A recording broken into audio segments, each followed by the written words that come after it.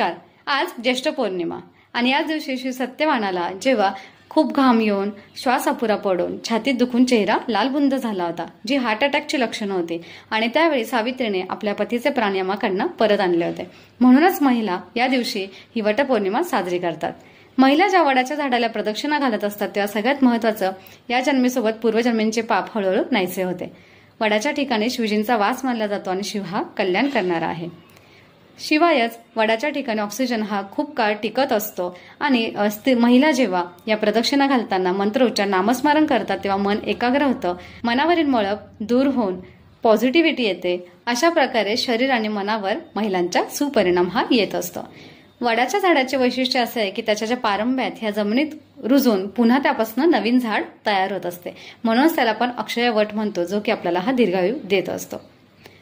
विहिरीचे पाणी, वडाची सावली आणि मातीचे घर हे उन्हाळ्यामध्ये थंड आणि हिवाळ्यामध्ये गरम असते. जाणून घेऊयात वडाच्या झाडाचे औषधी उपयोग. याचा व्हाजायनल डोस दिल्यास स्त्रियांमधील व्हाईट डिस्चार्ज लागलीच कमी होतो.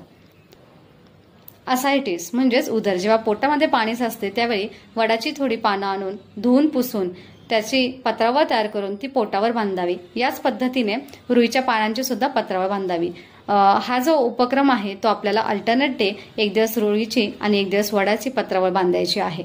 हे जर केलं तर लागलीच पोटाचा घेर कमी होतो, पोटातील पाणी हे कमी होतं.